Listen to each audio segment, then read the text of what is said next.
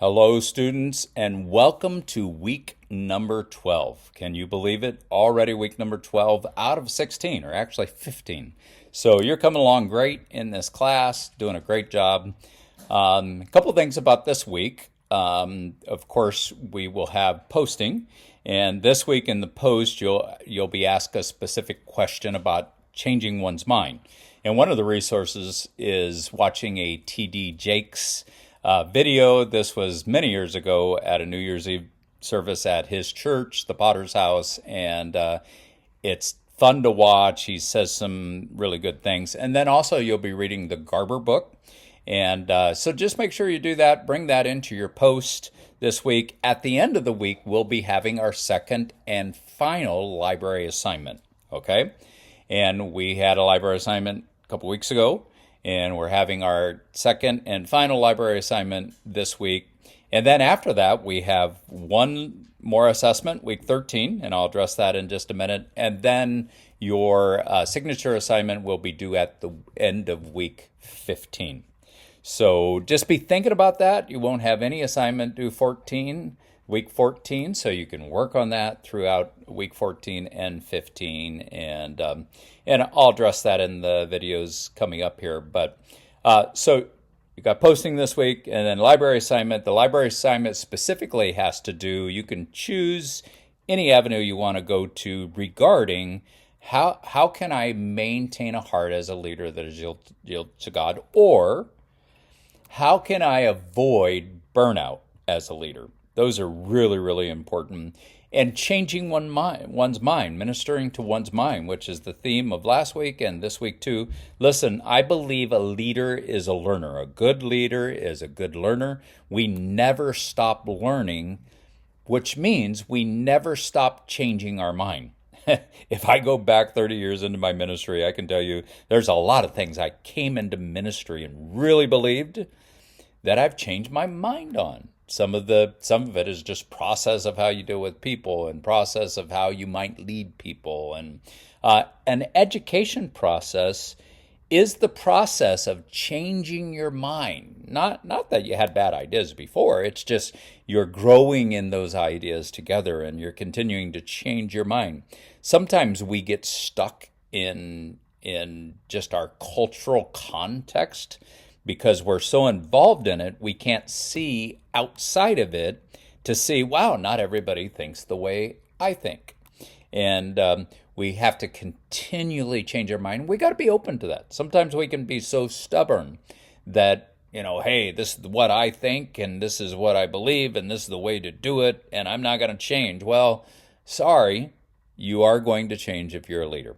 And sometimes we even need to apologize for the things we're wrong on. And I can tell you there's many times I've been wrong and I've had to apologize. And so that's what we're talking about this week, changing your mind. And with the library assignment, a couple things that you just need to know. Some of you have done an assignment like this before and did very well. Some of you had not done it, and I gave a lot of grace on library assignment 1, and you didn't do it as well. And here's what I mean. Number one, the resources you use. We ask for 3 resources. What we like in these resources is peer-reviewed articles.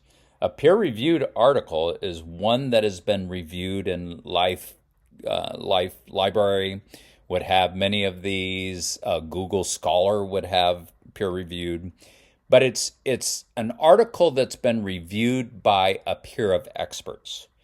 Oftentimes when we read a book like John Maxwell, I love John Maxwell. He says a lot of good things, but it's one man's opinion about how we would do this. And man, there's a lot of good things in John Maxwell.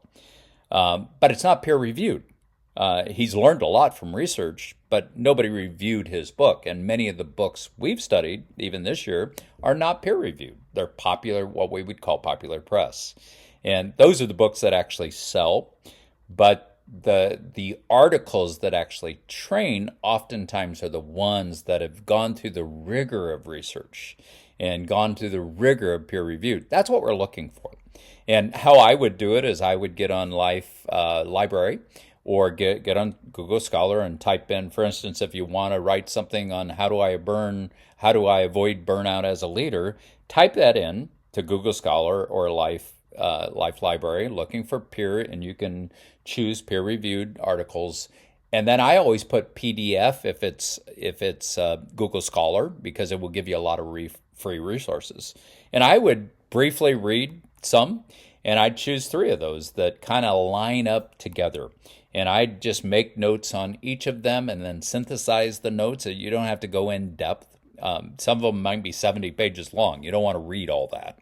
But you can learn a lot just by reading the abstract, which is the very first paragraph or 2 of the article. And then get your thoughts together and then put it on paper. Now, here's the key, and here's where some of you struggled.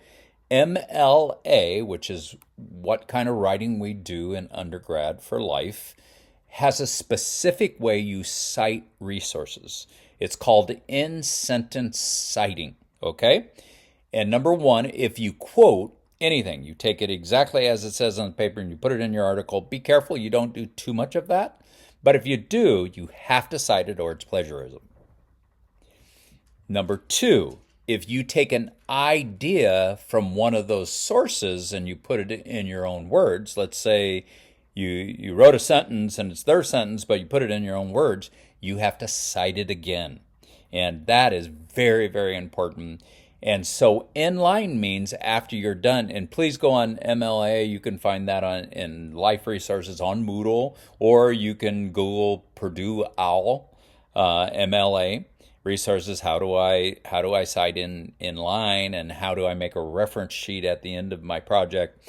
That's what we're looking for this week, and that's what we grade for, and we grade down for. So I gave a lot of leniency, and I sent a little note to some of you who maybe struggled. So read that note and try to work on it this week. Next week is Thanksgiving week, and you will have your last assessment due. And I'm going to give you an extra day, knowing Thanksgiving. I want you to be with your family and friends and not have to do schoolwork on that day. So you won't have to turn it in until the following Monday after Thanksgiving at midnight Pacific time.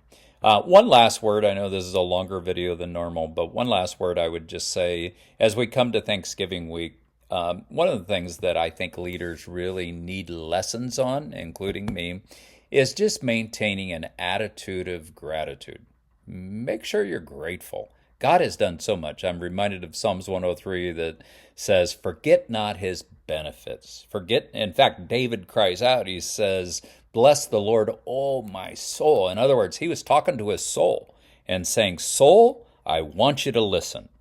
And sometimes we have to talk to our soul and remind, hey, forget not his benefits, who forgives us of all our iniquities, who heals us of all our diseases, who crowns our life with good things.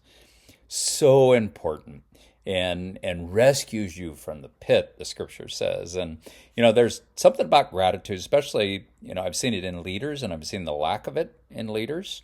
It changes your mind too. Talk about mind. I mean, if you're struggling with anxiety, one of the things they would say is begin to chart kind of a journal of gratefulness, because gratefulness is the exact opposite of anxiety. And so neuroscience would teach us that that's one of the ways you change your mind, is just with gratitude. So as we come to Thanksgiving, just want you to know I'm thankful for you. And thankful for Jesus that he put us in this relationship as professor and student together. I hope you have a great Thanksgiving. And I look forward to seeing your work online. God bless you. Have a great day.